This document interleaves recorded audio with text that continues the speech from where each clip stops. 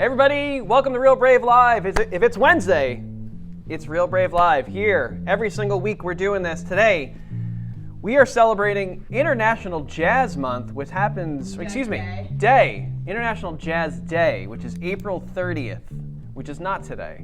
But we don't do this show on that day, so we're going to celebrate it today. We're going to talk about the 10 most famous or most accessible beginner. What are we doing? It says top 10 jazz albums for beginners, but I'm joined today here with the Blues Brothers, John Belushi. yeah, I was misled. I thought this was the International Blues Day, so I did the. Thanks for coming, John. Sorry to hear about your death. And I'm bummed too about it. If you know who we are, Real Brave is a music studio. We have a wonderful online music program. It's called Practice Pad. And it's an online video conferencing suite where you can get lessons with your favorite instructor, or if you're new to it, you can sign up today and get lessons right now. It has a video conferencing suite. You can record on it. It's got hundreds, if not thousands, of tutorials. It is the most amazing thing I've ever seen in my life. And it's all for you. That's what we do here every single week. When I speak the words correctly and it comes out of my mouth. Kevin, you are a jazz guy. Yep. But don't look into it too deeply. Okay. Yes, I'm a big fan of the genre, jazz with a hard J. I'm proud of you for not. Yes. I'm a big fan of the genre. I went to, many years ago, to Moravian College out in Bethlehem, Pennsylvania, where I was a music student studying performance in the jazz track. And at some point, I hit a wall. I just couldn't keep up with the technical demands, the level of sophistication of a lot of the harmonies and stuff. And it was like, I hit a wall, and I remember where it was. It was, if you've heard of Charlie Parker. I have. One of the most famous and renowned jazz alto saxophonists of all time. He's got, a wealth of repertoire, and a lot of it has been transcribed into what's called the Omni Book, and it's just transcription after transcription of his solos. And man, trying to read through one page of that will take me days. And I think at some point I got really discouraged and said like, oh, this is fun. Maybe it's not for me. But I seriously, I love it. You know, Yeah. The first preset in my radio, on my car radio is 88.3 WBGO Jazz FM. If you're in that's like a standard. Wait, I thought it was FUV. No, that's Fairleigh Dickinson. No, that's FDU. FUV is Fordham University. Fordham. That's what I used to listen to. That's like, used to have the jazz station. That's like 91.1 or 90.7. On the East Coast, if you're listening to this on the East Coast of America. On Earth, on planet Earth. In Milky Way galaxy. Yeah, if you're in the other galaxy, it's...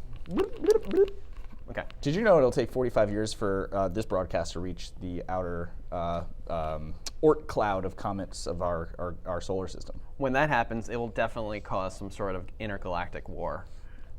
They'll be so angry. Maybe. It's possible. I mean... That'll be like the...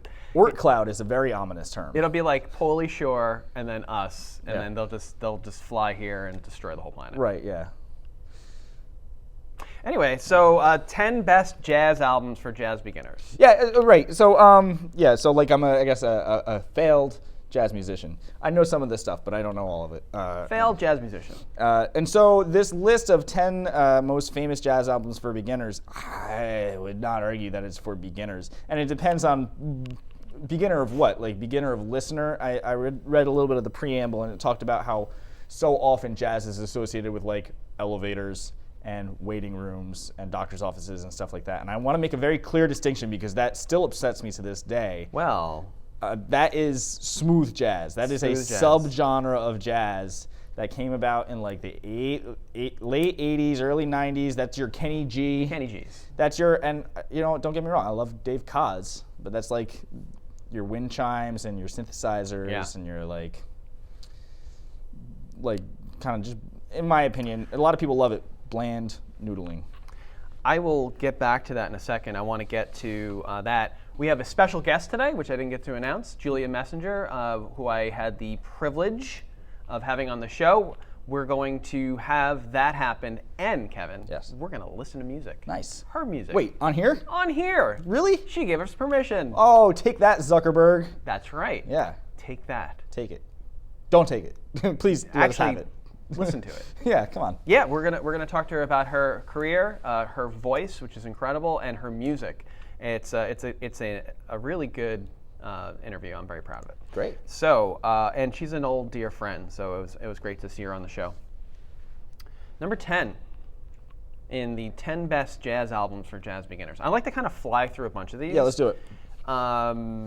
So if you're feeling like we can fly through it, then let's do it. If you want to focus on one, I mean, we want you to tell me. could spend an entire episode on each. I know, album. that's the thing. Like we need to pick and choose here. I have the one that I want to spend on, that I want to spend the most time on here. But John Coltrane, number 10, "A Love Supreme." Love Supreme. A Love Supreme.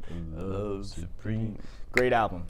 Very not what a lot of people might associate with jazz. You know, when you think of jazz, you think of that boom, boom, boom, boom, boom, and this is kind of not a far cry, but like it deviates from that a bit. It's very meditative. It's very ethereal. It's spiritual in a way, but it's not like a spiritual. It's hard to define. It's nebulous like that, and really cool album. Accessible, yeah, for anybody. You know, if you're in touch with like sound, yeah, it's a good beginner album for jazz. But again, it's not what a lot of people would like really, aside from the name John Coltrane. You know, it's not what a lot of people would associate with what is like traditional characteristics of the genre. Well, it's on here for the if you're not familiar with jazz, you want to get into it, you want to be a cool cat in the neighborhood, kind of expand your horizons, because it is kind of like the balsamic vinegar of dressings. It takes a little bit of time to get used to it. I use that for everything, actually. That's my one analogy for everything. Okay. I've never used that before. I don't know why I said that. I mean, balsamic's pretty good. That could go on a lot of stuff. That can go on eggplant. Yeah, but you can't listen to jazz like right off the bat and be like, cool. Like, not everybody can do that. Yeah, no. Vinegar is, I mean, yeah, it kind of get like a bite in the back of your tongue bit. kind of thing. Yeah, it's gonna clear you out. Yeah. So, "A Love Supreme" by John Coltrane is a masterpiece, 100%. There's a bunch of notes here about this, so I'm gonna go through it. It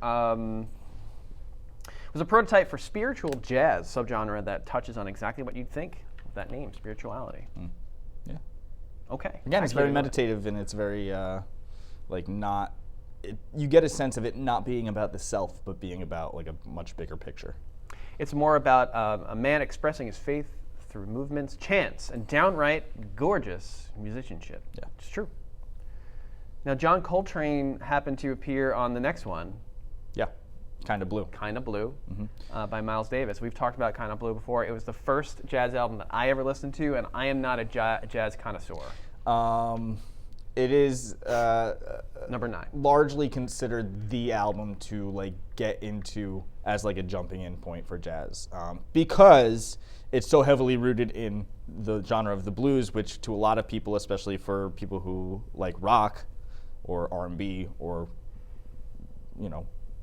blues, it's a really great jumping in point, because the songs, the 10 or so tracks on that album, save for a couple, follow that 12-bar formula of 1-4-1, 4-1-5-4-1 in a little bit of a more esoteric way. But that basic skeletal form is what kind of holds it together, and what makes it feel so familiar, even though like a lot of the melodic material, the vocabulary that's used is, it's jazz. That's jazz. It's the cool jazz era, I believe. No, it's the, this is the cool jazz era, right? Was that So What? Yeah, well, So What's on the album. Yeah, cool jazz. Cool jazz. Or modal jazz, too. So What is a tune that's like 8 bars of D minor, 8 bars of E flat minor, 8 bars of D minor, repeat. ABA form, and it's just like Dorian mode. That's what it is.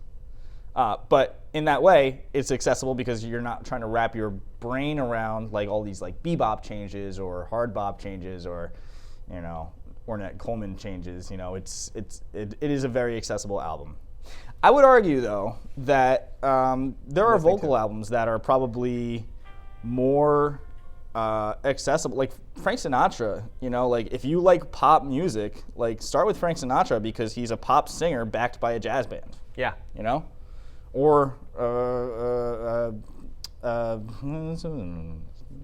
This is one of them. Yes. Everything on this record sounds really tight. Performed by the greats. Yeah, it's all improvised, but like the way the musicianship with which they improvise, it's like so meticulous and like it sounds like it's written out and composed, but it's like not. It's very free form. Bill Evans, who co-wrote 2 tracks, Kind of Blue. Blue and Green. What's that? Blue and Green. Yeah. And I forget the other one. Yeah, when we have Bill Evans and John Coltrane. Cannonball Adderley, yeah. Just it's that you're doing something right. Right. And Miles Davis, of course, is one of the greats. Little factoid about Miles Davis. When he was, I forget who his instructor was, but he got a very signature sound in his playing style. He's very associated with like a flat tone, not a lot of vibrato at all. And his instructor told him like, hey man, everybody's doing the vibrato thing. Just let the notes speak for themselves. And that's like, his sound is unmistakable because he's like the only guy. It's like for guitar too. You see it on guitar. It's like everybody wants to like do the thing, and it's It's like I wore a rubber band around my wrist for a little while, and when I would catch myself do it, I'd snap myself so I wouldn't. I could. Number 9, Kind of Blue, Miles Davis. Moving on, because there's just so many, and we can spend a ton of time on this. We want to get to the interview as well. Yes. Chick Corea, Return to Forever. So I never heard this, and I had to listen before the show. And you talked about elevator music, and it's not elevator music. No. I'm just saying there's moments there where you could see like how like that kind of progresses over time. It's like the sausage making process of music, where like someone would take that sound and be like, oh, that'll sound really good here, and then that turns into something else, which turns into something else, which turns into something else, and before you know it, you're on an elevator like. Yeah, exactly. But again, it's worth emphasizing that this Chick Corea is anything but elevator music. Yeah. But. And this is I don't know that Chick Corea belongs on this list of for beginners because it's not. It's very complicated. Yeah, his playing style. I mean, he was a master. He was an artist, and he just recently passed. And would have loved to have had him on this show, but he declined many times. He was a master, and he his playing style like spoke to that. And this is where it kind of gets to be like, like snooty jazz musicians who think they know about everything, and it's like the special club or whatever, and they all wear suits and stuff. You're wearing a suit. Again, I thought point that out. I thought this was the Blues Brothers broadcast. But his playing style spoke to those people, and it was like it's when you think about music as a language and genres as their own like dialects, right? Like this is a very specific, and his dialect is like understood it's enjoyed by millions, but understood like really strongly by far fewer people. Which website did we get this from? I believe it was like Vinyl. Vinyl Me Please. Vinyl Me Please.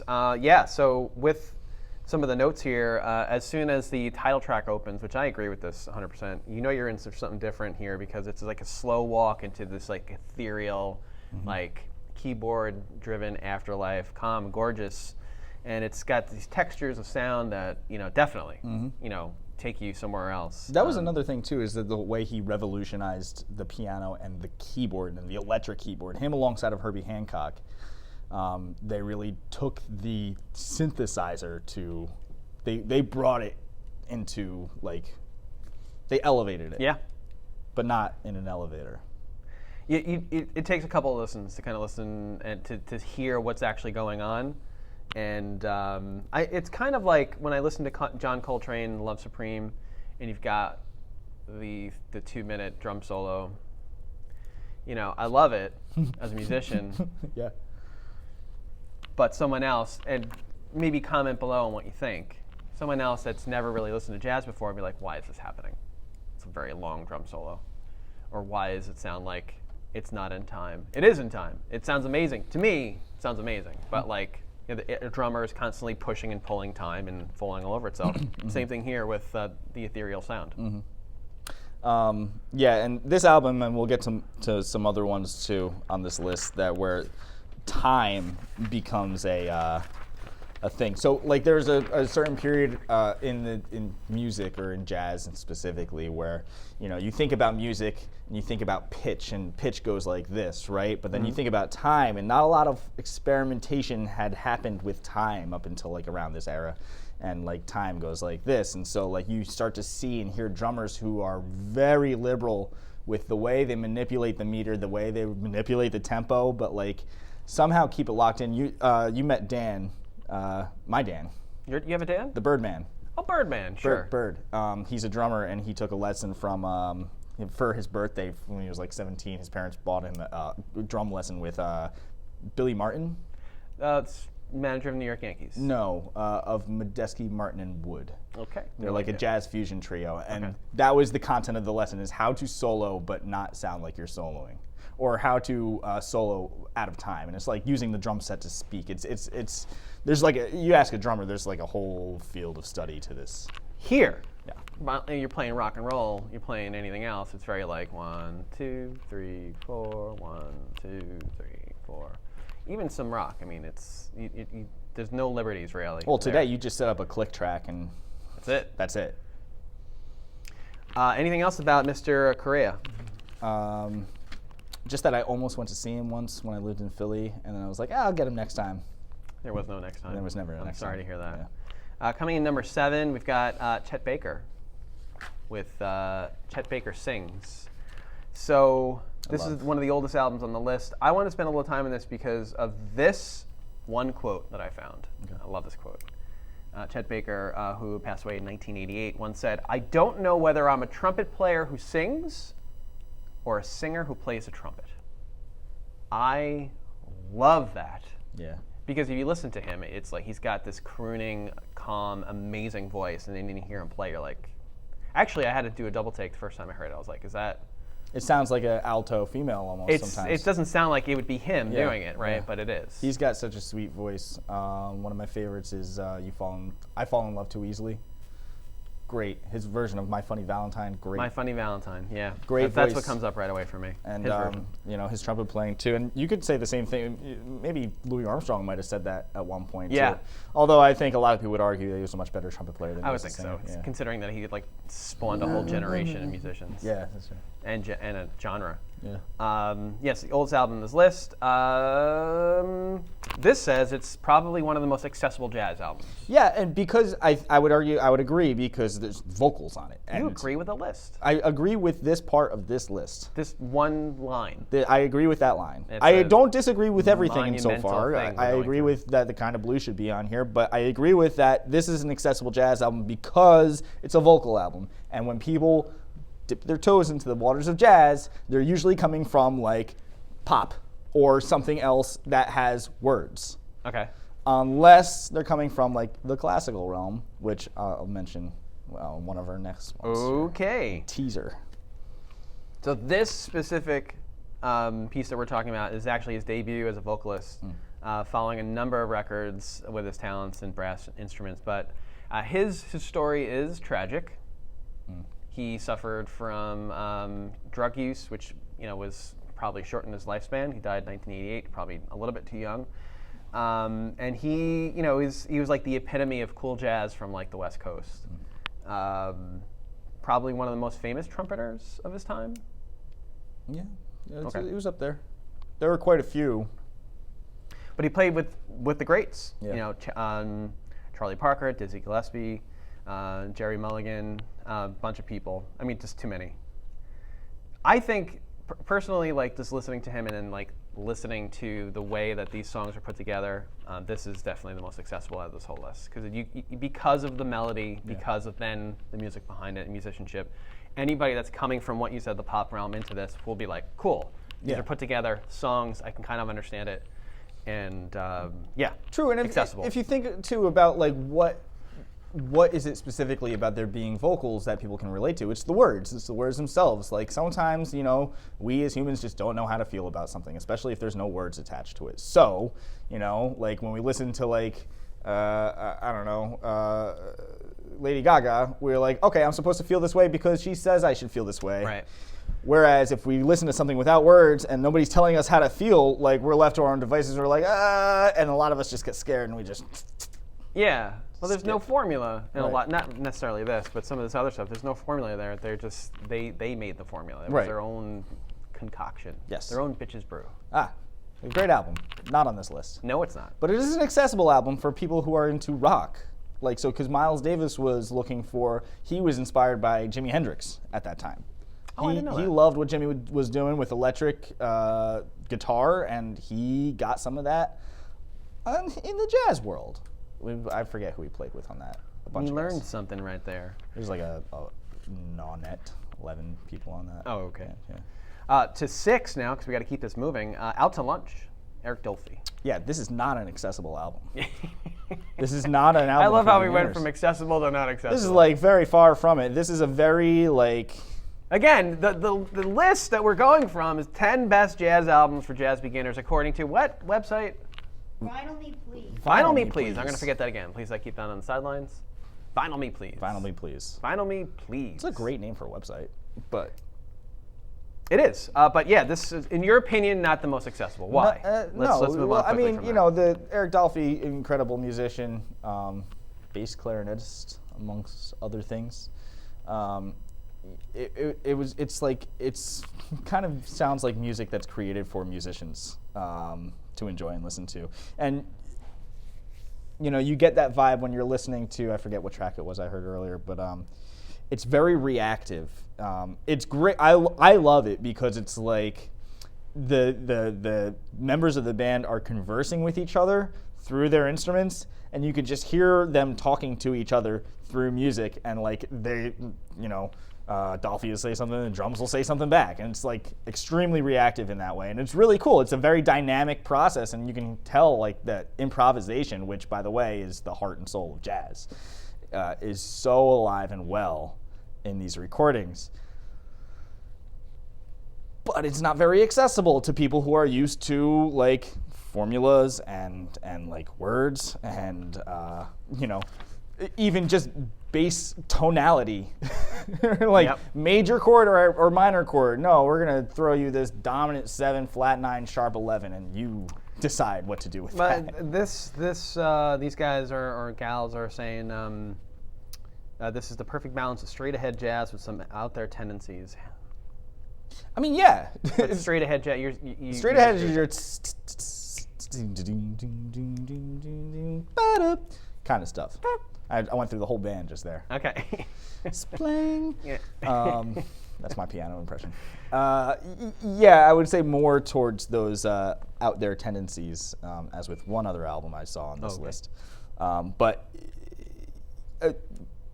again, musicians love it. Yeah.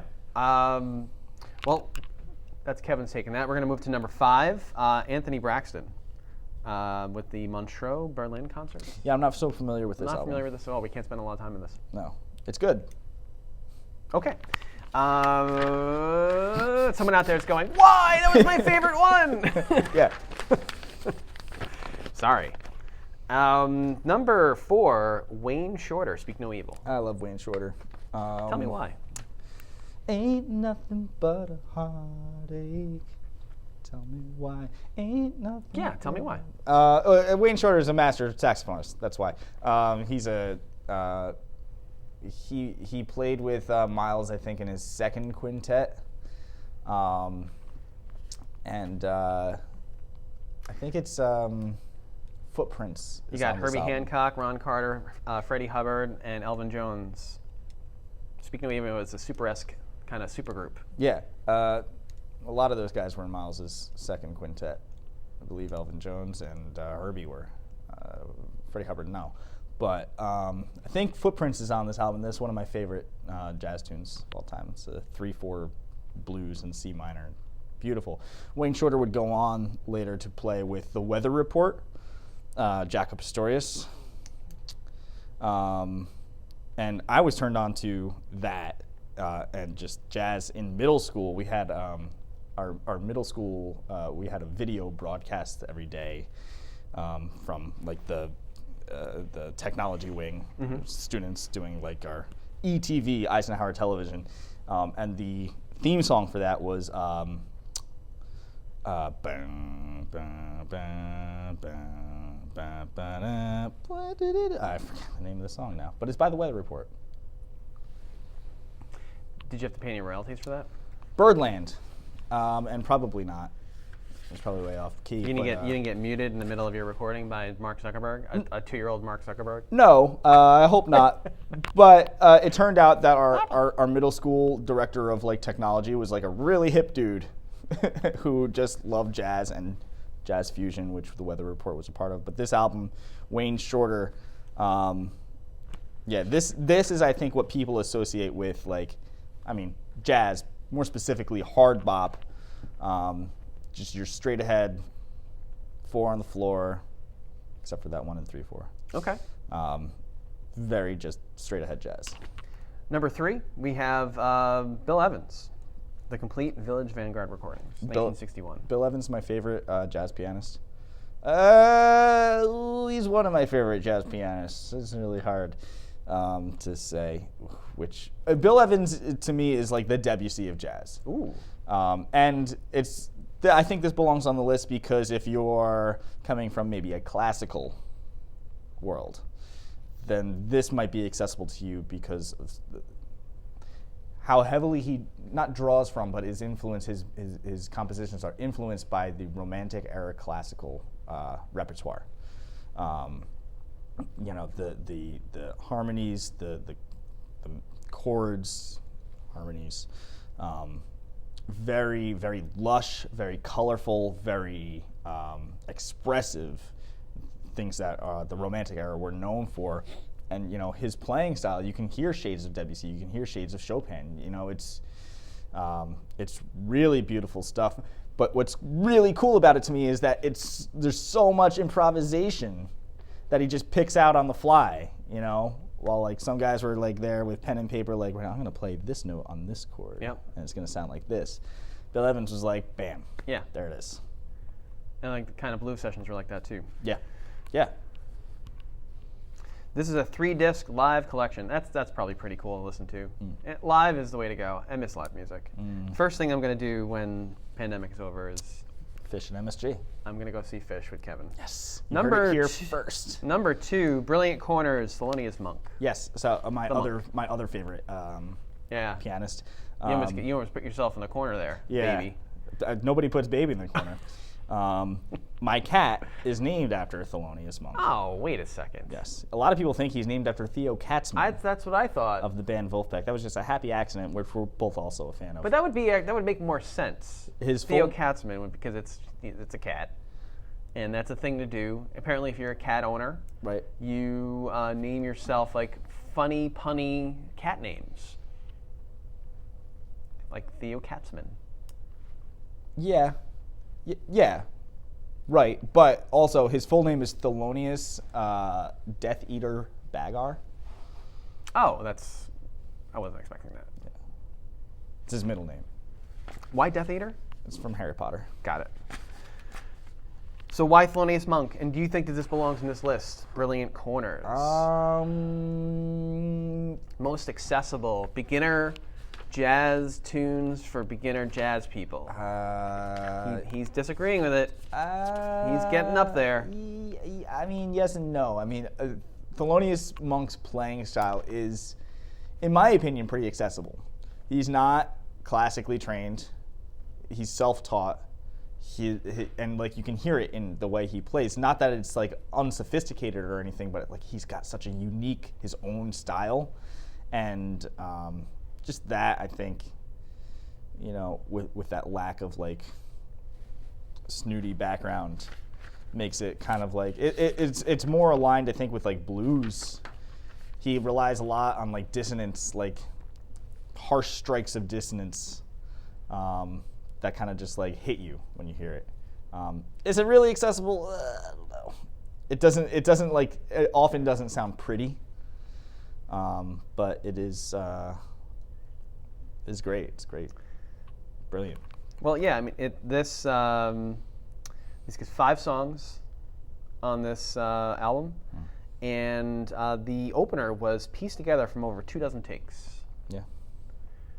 It's like the Beatles of jazz, and he's I mean, like, I have to say, I am not the Yaz guy on this. I appreciate it tremendously. Like listening to it prior to the show. I mean, I take that it's very liberal. Take that for what you want. This is a show. Take it. Just take it. And smash that like button. Oh, we didn't talk about that. You got to destroy it. If every week we do this, we talk about the 10 greatest somethings, and you must tune in to watch that. And we are doing more interviews, but we've got one more to go before we talk about that more. Number 1 on this list of the 10 most accessible best jazz albums for jazz beginners if you've never listened to jazz, according to some person on a website, and the website is Vinyl. Vinyl Me Please. Me Vinyl. Is The Shape of Jazz to Come. No. It's not. No, it's not. It's not. Ornette Coleman was, it's a great album, don't get me wrong. Yeah. It belongs on the top 10 list of any jazz albums, but not this one for beginners. Ornette Coleman, his whole thing was getting into free jazz, which is you take jazz, which, and throw it off a mountaintop. was like barely accessible, to a lot of people, and like found a way to make it even less accessible by like taking a lot of the compositional elements out of it and just saying like, okay, let's start on this note and I'll meet you at the end 10 minutes later.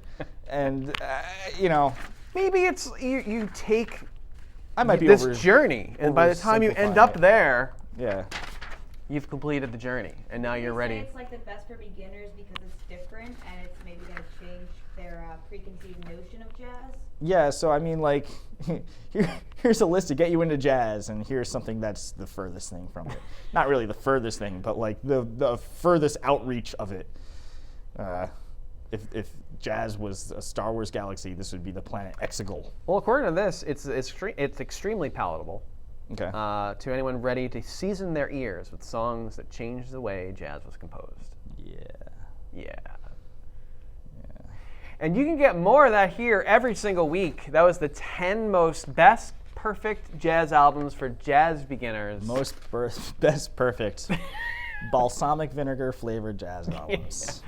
And that's that. Before we move on to our, we've got a monthly desk conference coming up in 10 minutes. Oh, jeez. Totally forgot about that. Okay. We have an interview that we're gonna have to go to. Okay. And then we'll figure that out. Sure. So why don't we cue that up and check this out. This is Julia Messenger. I'm very excited about this.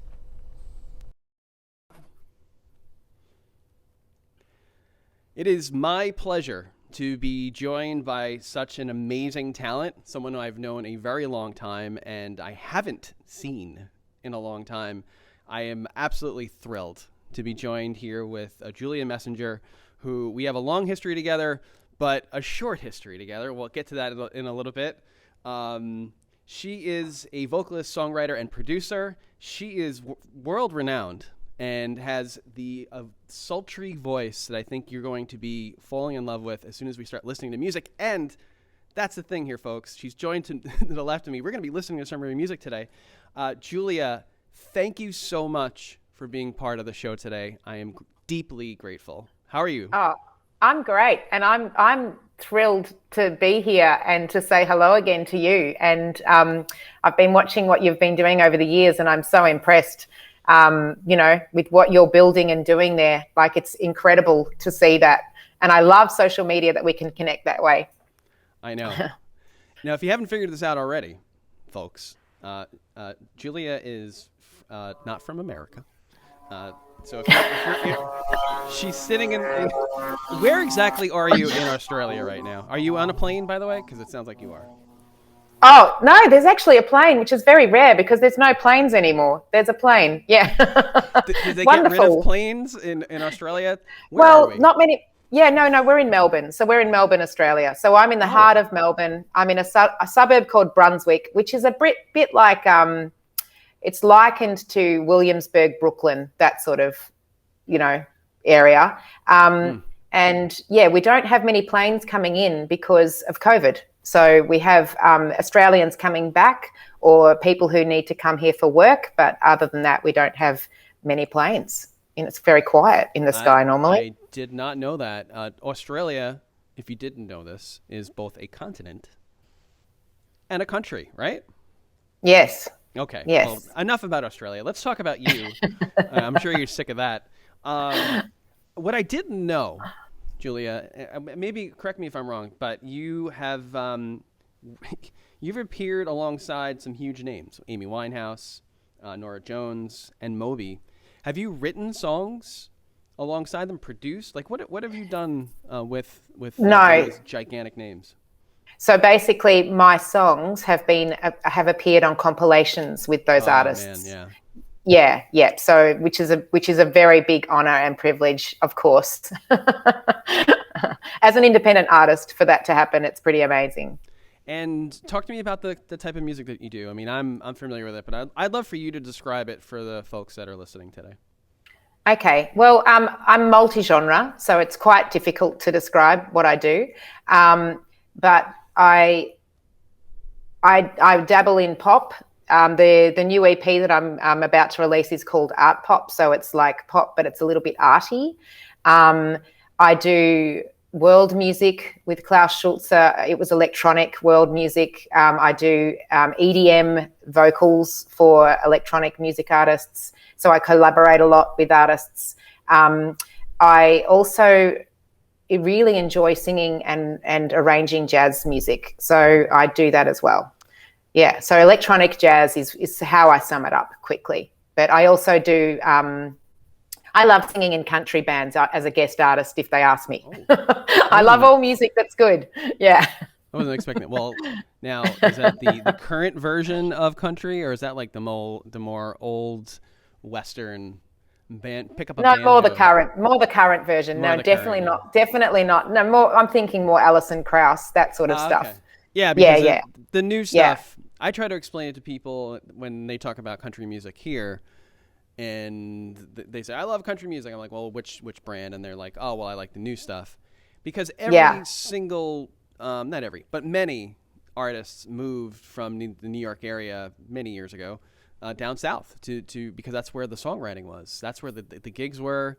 And I actually, some of my instructors moved down there, and that's, you can kind of hear that infusion over time in the last 20 years of just like how it became so polished and like this newer version of country. So polished. It's actually like really pop music. Difficult to write. It's more pop. It's actually more pop. And Keith Urban, actually, the Australian, has a lot to do with that, I think, as well, because his sound is quite pop. And there's a lot of Australians now living in Nashville. But I just love using my voice in different ways. So that's really the context of what I was saying. And I'm lucky that I'm able to. So, yeah. So when we were talking before, we were talking about Klaus Schulze. Did I get that right? Yeah. All right. Klaus Schulze. Ruined it. You did very well, though. Yeah. A lot of people just say Klaus Schulze, and you said Klaus Schulze, so that's pretty good. That's pretty good. But you've been able to be very close to Mr. Klaus and work with him a little bit, eh? Yes. So I've done a few albums with him, actually. Lots of, and their soundscapes. It's basically, for me, it feels like world music. I get to sing in different scales and stuff like that. It's all improvised over his electronic music. So it's very dreamy and soundscapey stuff. Yeah. And I can just express myself. So, yeah, I just love singing, you know. Your voice is incredible. I'd love to spend a little bit of time listening to this new track that you did. Did you record this in your home studio, or your not your home studio, but your studio? Yeah, so that was in my home studio, and also I've got friends in Germany, so the drums and the bass were in German studios. Oh, are they real drums? Or are they programmed? Yes, they're real drums. Yes. Yeah. Yeah. Not electronic.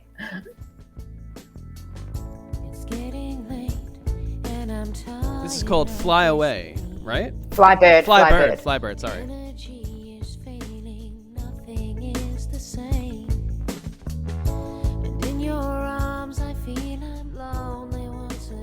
Now, is this recorded during the beginnings of the pandemic? No, this is before. Yeah. So it's time to release it. Because there's another track because I'm listening on Spotify, and there's another track that you actually talk about flying away, or you're singing about that. Is that like around the same time? Oh, that's Bird on a Wire, is it? Might be. But I was just listening to you before this, and I caught that. No, I don't know what that is. I don't listen to my own songs. Yeah, it's hard to listen to yourself. It's hard to listen. That's what my daughter says all the time. It's hard to listen to myself talk. And I'm like, well, Yeah. Imagine listening to yourself singing over and over again.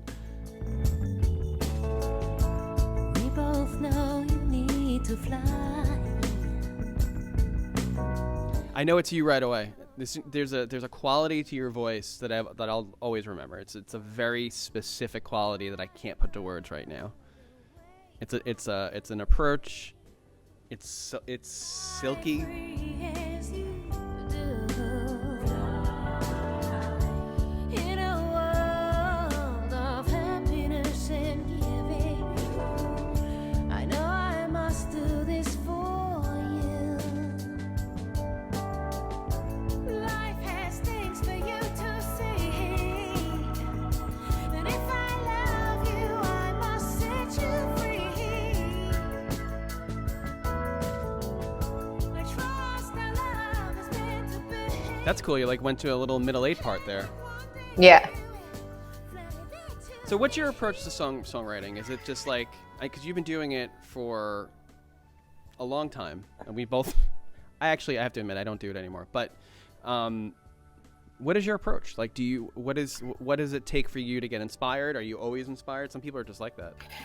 No, I'm not always inspired. No. I find it very difficult to actually sometimes to be inspired. So I find that different things can make me write a good song. So I could be just sitting at the piano and just finding ideas just with my fingers, and then a melody will come, and then sometimes words come immediately.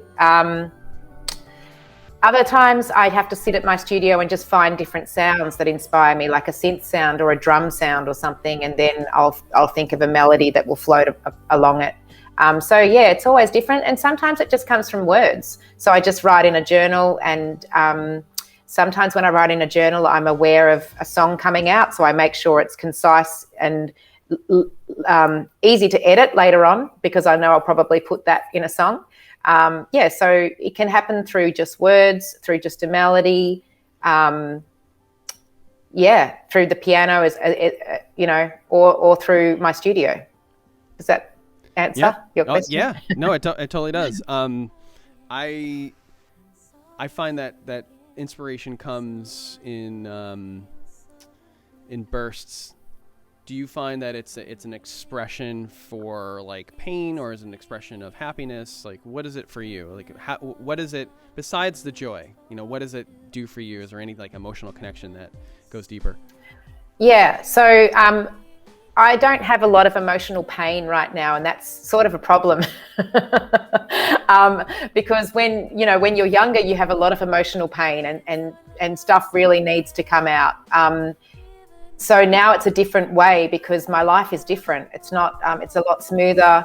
And also, as you would know, life gets in the way. There are things you have to do to survive. And, you've got your business to run, and you've got your kids and stuff like that. And, I've got my own things going on. And so it's difficult to always be in the space of songwriting. And I think you really have to clear space for songwriting. So I teach singing on, and I try and be really specific. Yeah. So I try and teach it only on Saturdays and only on Tuesdays. And then I have Wednesday, Thursday and Friday just to clear the space, and,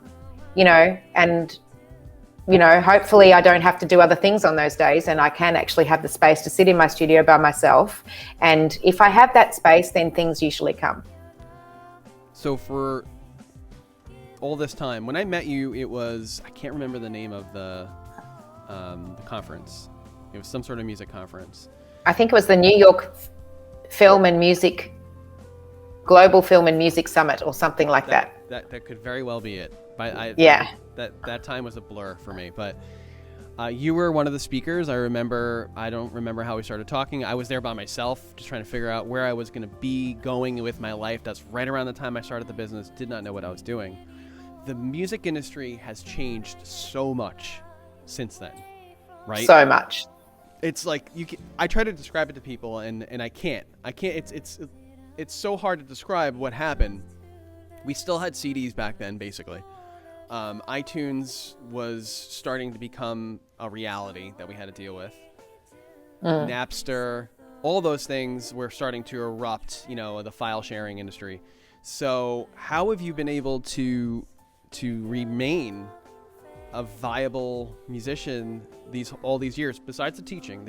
I mean, obviously is what we do here, but what have you done? Well, I've only started teaching in the last few years, and that's just because I enjoy it. So I'm very lucky. And then I realized, oh, gee, I've actually got quite a bit of money. So that was great, so the teaching, I try not to let the teaching become a part of me, because as you would know, that takes a lot, and it takes away from you a lot, because you're giving, and I love to give, and I love my students. But then I realized I've got to also give to myself, which is why I create space. But the music industry's changed a lot, and because of technology, and the technology's also changed a lot. So if you remember, we had MySpace. I mean, MySpace was beautiful and easy. It was so easy. I had like 14,000 fans in a minute. Yeah. And then that all changed and went to Facebook, and it's like, I don't know how to use Facebook. Suddenly I was on Facebook, and I'm only just now starting to go, oh, you actually have to work it. Yep. Like you didn't have to do anything on MySpace. You just had to put a few photos up and your music up, and people came to you somehow. I don't know how that happened. I remember MySpace as being a place where I actually made money from MySpace. Definitely, 100%. Yeah. Well, I know a few of my friends, I think, from MySpace, musical friends now. So, MySpace was a really good music connection hub, and unfortunately that just died. So now it's all about, Instagram and TikTok. As you would know, you're doing great on TikTok and, other platforms like that. So it'll change again. So you just got to keep up with it. And look, the reason I'm still doing it is because that's all I want to do. That's all I want to do. So, and I've not compromised. So, yeah. I am such an admirer. I've watched you all these years doing all these things, releasing all these tracks, and it's become a singles-driven industry. What that means, if you're not familiar, albums aren't as relevant as they were 20 years ago, 30 years ago. So singles really are where it's at. Is that what you're doing with these tunes here on Spotify? Yeah, so I'm actually just releasing 2 singles, and then I'm going to just put out the whole EP. That's how I'm going to do it for this thing. Yeah. But see, what you're listening to now, you're listening to my Spotify channel, right? Yeah. See, that's a dance tune, which I really like. But the dance tunes have taken over my Spotify. So I'm trying to get more of me on Spotify, because the dance tunes, I just write those in a day, record them, and send the vocals off to the producer. That's, they're fun. I love them, but I'd like my own stuff more on there, if that makes sense. Yes. Makes a ton of sense. So with all these things, so you've been able to, even through the pandemic, here in the States, music has been completely shut down. Have you performed at all? I actually was asked to perform 6 gigs recently, but I chose not to because I want to record. I actually want to focus on my next project, which is a jazz project, actually. And I just didn't want to take away my energy from my creative space. I find doing gigs is great, but it does take a lot of time. And I wanted to prioritize what I was, where I'm going next. So I do, in Melbourne, I do boutique gigs. I've got a really big gig coming up at the Arts Centre. And I do those gigs once or twice a year. So they're more, they're catering to an audience that sits down and listens and has, allocated seats. They get sold out, a few weeks before. That sort of show is what I like to do with really great musicians. I used to gig a lot, and there's a lot of around here. There's a lot of places to gig, but they don't pay a lot of money. They're more smaller venues, and the people I play with are really expensive, so I can't really do those small gigs. Yeah, I remember that. Yeah. Yeah. It's too much. Yeah. Getting back to the music, so there's another single on here, I Miss You, on the Spotify. Yes. That I was playing right now. So you just released this as well? Not this one. Yeah, I've just released I Miss You. Yeah. Actually, I didn't just release I Miss You. I Miss You is actually an older song of mine, but I just remastered it and pushed it a little bit. Yeah. I remember when you were talking about chill music. You're like the queen of chill, right? Is that what they call you? Yes. That's what they did call me. That's what they did call you. Yeah, that was years ago. And the reason that happened was because I don't even know where that quote came from now. I've got to find it. But it was the record company at the time. And I was the first, I think I was the first. They told me at this record company with Universal in LA, they told me I was the first chill out singer in America. The genre was only just starting, but now it's everywhere. So that's why I was called the Queen of Chill, because they didn't have there was no one else doing it at the time. So I wonder then, did you get plays on Sirius XM? Because I used to listen to Chill all the time when I first opened Real Brave, 2005, 2006. I used to have Sirius XM all the time. Did you get, were you on Sirius XM radio? I'm pretty sure, yeah. Definitely lots of Pandora. That's similar, isn't it? We don't have those here. We don't have Sirius here, so I don't really know. Oh. But I do get checks from the Pandora. Yeah, so I don't know if that's all the same thing. I don't know. Oh, it's definitely different. I don't know if it's a different company, different owner, but satellite radio is Sirius XM. But I definitely was playing that on constantly, all the time, and it's a very specific genre. This is more dance, though, right? Yeah. That's I really like that song actually, but it's not one of my singer-songwriter ones. I love it. This is great.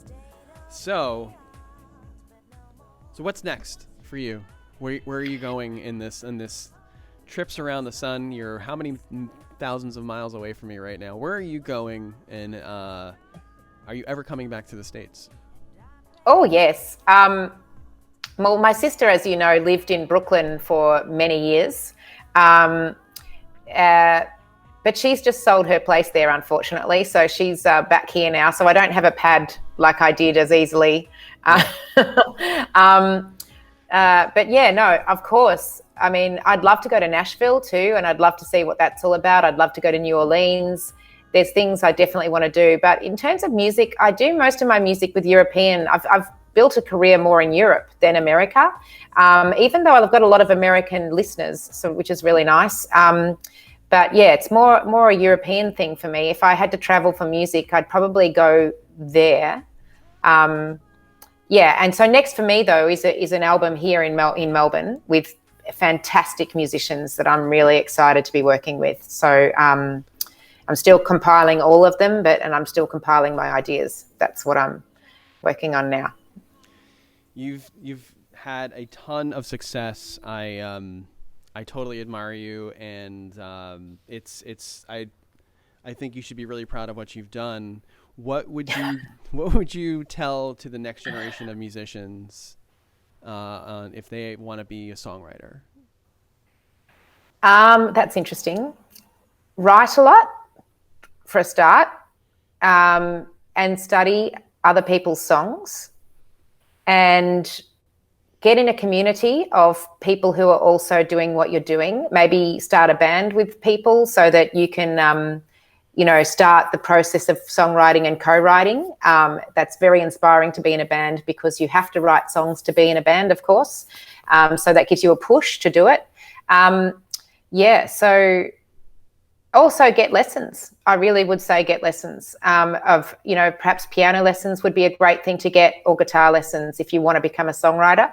And if you want to become a vocalist, definitely get singing lessons. So, that's what I would say. You heard it here first. She said get lessons at Real Brave. So if you didn't know this already, we are worldwide, and you can. Hey, have you checked out Practice Pad at all? I have. It looks amazing. I can't believe what you've done. It's incredible. It's insane. I don't sleep. We're in a place where, yes, if you want to, it's not necessary though. Like, you don't have to take lessons, but I highly suggest it, because somebody like Julia, or someone like myself, or anybody that any good teacher will be able to guide you in the right direction. Last question for you regarding lessons, though. I think this is a good one, because I love to ask this to people when I'm interviewing them for a job. Do you have to be a great musician to be a great teacher? Oh, gee. Do you have to be a great musician to be a great teacher? I probably don't think so. You definitely have to know your craft inside and out, though, I think, to be a good teacher. So I know my craft inside and out. I feel with singing, I can teach you any style. And I feel really confident that I can hear a voice and get the best out of a voice. And every voice is different. So it's never the same issues I find, even though I have the same technique that I guide them through. So I don't know. What was I saying? I don't know. I'm not going to hire you now. I mean, you didn't answer the question. Okay. Ask the question again. I think you did pretty good. All right. Do you have to be a great teacher? No. Do you have to be a great musician to be a great teacher? I blew the question too. That's just such a tough one.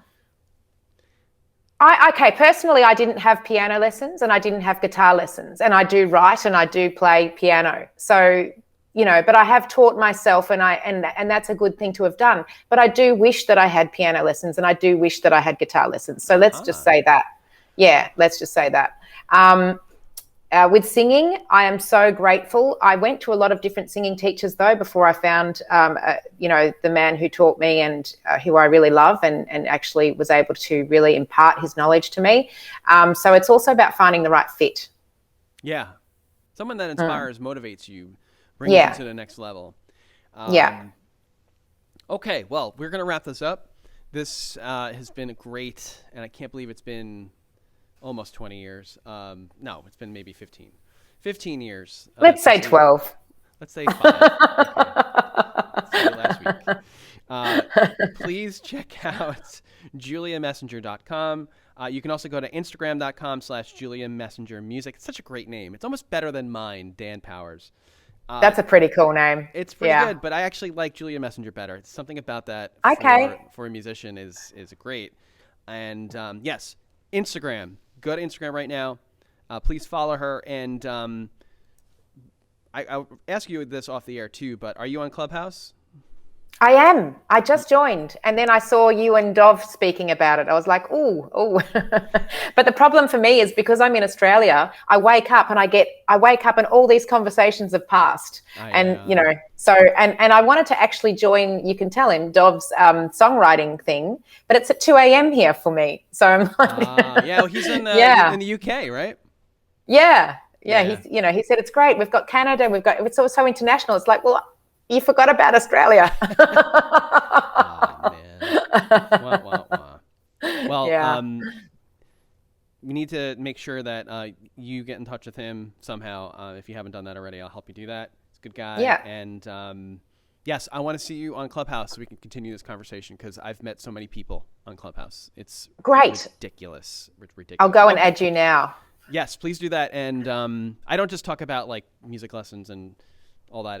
I'm in a couple different aspects, and looking for musicians to talk more about music and the music industry, specifically online lessons too, but it doesn't have to be that. I'm happy to talk about online lessons. I mean, I love doing them. Yeah. Okay. All right. Well, we're going to do that. We're going to wrap this up here. Julia Messenger Music, please go check that out. Instagram and juliamessenger.com. Go to Spotify, check it out there. It's great. We're going to post a link here in the Real Brave Live Huzamawatsi, and follow her now. She's amazing. And my good friend Julia, thank you so much for being here. Thank you, Dan. It's been wonderful to see you again. It's so crazy. Good.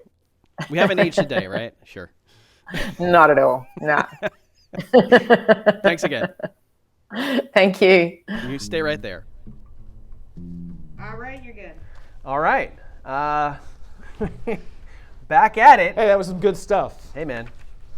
They call me Jimmy Kimmel. She's great. Yes, Julie is an old friend, and it was a thrill to be able to talk to her again after such a long departure of not being able to talk. But we were, the beauty of social media is we've been able to speak there, but now we haven't seen each other in a long time, and to catch up and to find out what she's doing in music and how she's doing it and all that stuff. Please check it out. Julia Messenger Music on Instagram and Facebook, and of course juliamessenger.com. And Julia, thank you.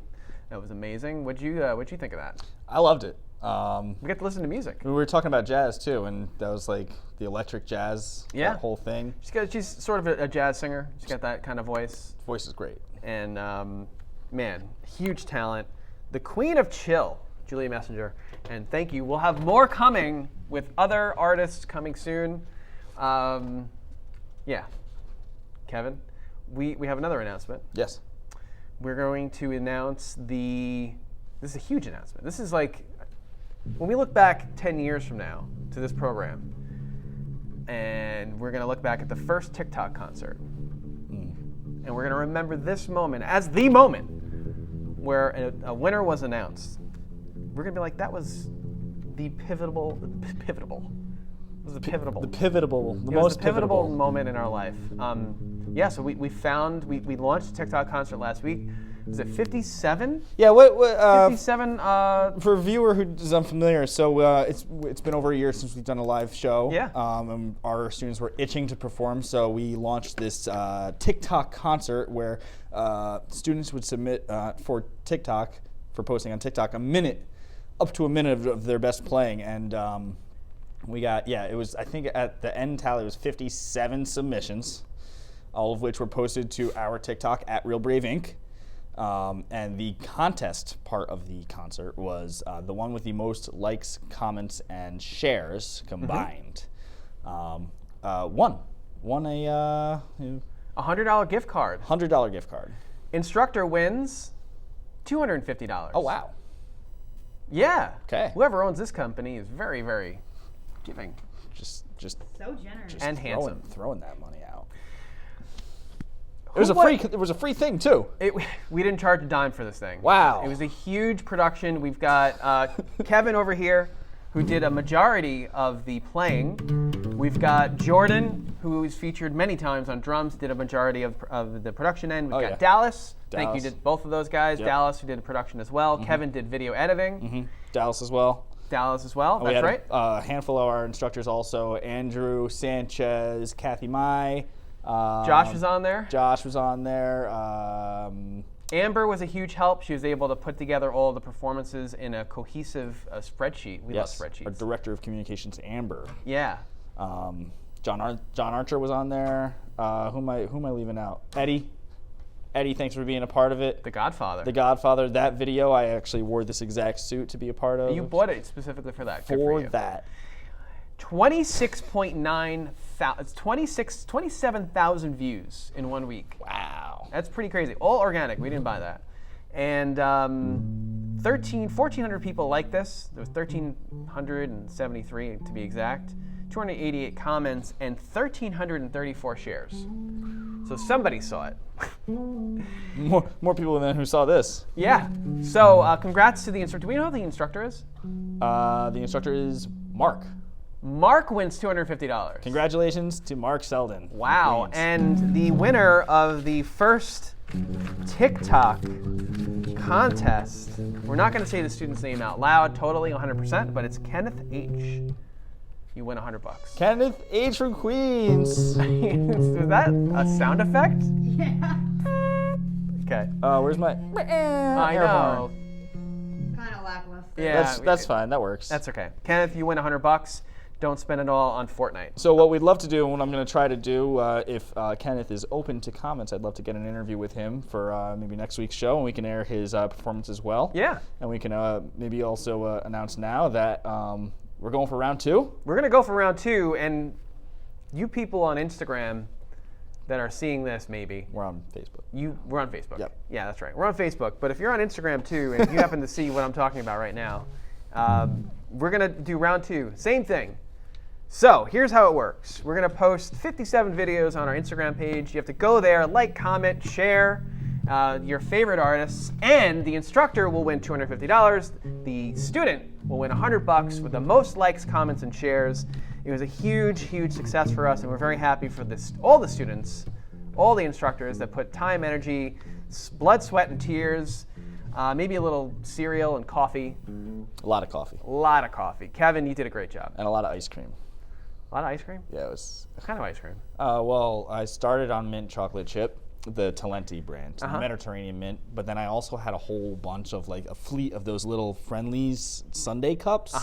So there was like caramel swirl. There was the peanut butter. There was 2 types of peanut butter ones. The one with the peanut butter sauce, and then one with the peanut butter candies inside. Then there was a Mississippi mud pie, I think it's called, or mud slide. I forget which one it was called. But it's like vanilla and chocolate with some chocolate crumblies. All of this, of course, accompanied by Smucker's chocolate sauce. And this was over the course of a couple hours, so you know. That is quite disgusting, my friend. It was great. So what does that have to do with anything? I was asked a question about ice cream, and I answered it to the best of my ability. Yes, you did. If you know Kevin well enough, Sundays is cheat day, and he can eat up a whole neighborhood of food. I sure can, Dan. You can. You sure can, Kevin. Let's end it there. We've got a meeting to go to. Real Brave is a music school, and we are delighted to inform you yet again that we have an online program, an online video conferencing suite that you can sign up for. And if you like this broadcast, you will like PracticePad too. PracticePad, practice-pad.com. You can sign up today and get lessons. It's very affordable and fun, and you could see people from here that teach music. If you like this broadcast, and especially the last 5 minutes, you can smash that bell. So aggressively. Break your phone. Throw the buy phone a against the wall. New stream compressor. Yeah. Like, comment, please share this thing. It is blowing up across the world. I don't know if you've noticed, but we're having a good time. We do it for you because we care, and that's all I got for today. Please join us next week with more best of lists, Kevin, your favorite. Yes. And here on Real Brave Live. Thanks, everybody. Real Brave Live.